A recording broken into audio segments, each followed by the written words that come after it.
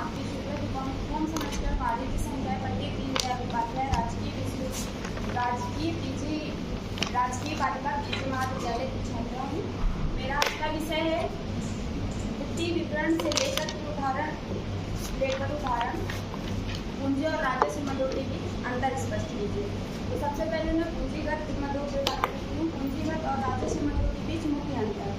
पूंजीगत मदें वह मदें होती हैं जो दीर्घकालीन के लिए लाभ प्रदान करती हैं और इनका लेखा 1 वर्ष से अधिक वर्ष के लिए होता है, और जबकि राजस्व मदें अल्पकालीन के लिए लाभ प्रदान करती हैं और इनका लेखा उसी वर्ष में समाप्त हो जाता है, उसी वर्ष के भीतर ही समाप्त हो जाता है। उदाहरण में आपको मैं बताऊंगी, तो जैसे कि एक भवन मैंने खरीदा है तो वो एक पूंजीगत व्यय है क्योंकि वो दीर्घकालीन के लिए मुझे लाभ प्रदान करता है, और जबकि राजस्व व्यय क्या है, वेतन है।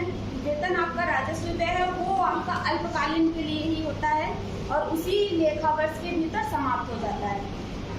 और फिर उसके बाद ये इसका वित्तीय विवरण पर प्रभाव क्या पड़ता है। वित्तीय विवरण पर पूंजीगत मदों का, इसमें जो परिसंपत्तियां होती हैं हमारी, उनको बढ़ाती हैं, परिसंपत्तियों को मूल को बढ़ाती हैं पूंजीगत मदें।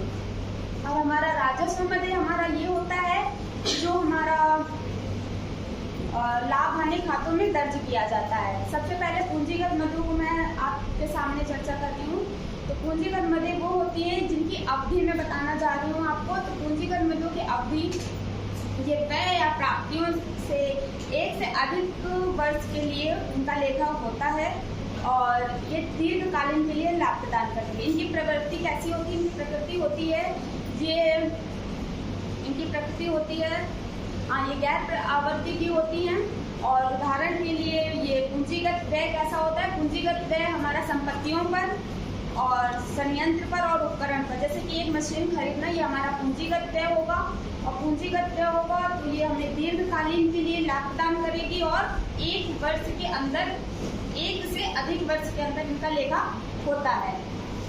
और इसमें प्राप्तियां क्या होती हैं, पूंजीगत प्राप्तियां वो होती है जो हमारी, जैसे कि शेयर जारी करना और डिबेंचर जारी करना, ये हमारी पूंजीगत प्राप्तियां हो गई। और अब हम आपको बताने जा रहे हैं राजस्व मदें। राजस्व मदें की अवधि होती है, ये अल्पकालीन के लिए ही होती हैं और इनका लेखा 1 वर्ष के भीतर ही समाप्त हो जाता है।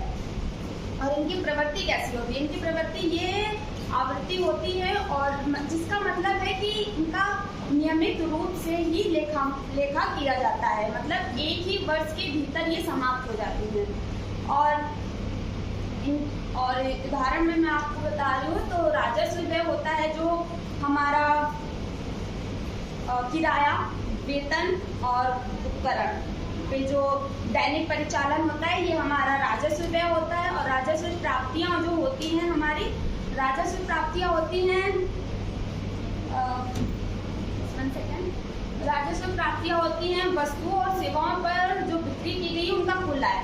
सो थैंक यू सर, मैं आपकी बहुत आभारी रहूँगी, आपने मुझे ये मौका दिया, मेरे professor Vishal Verma sir, thank you so much.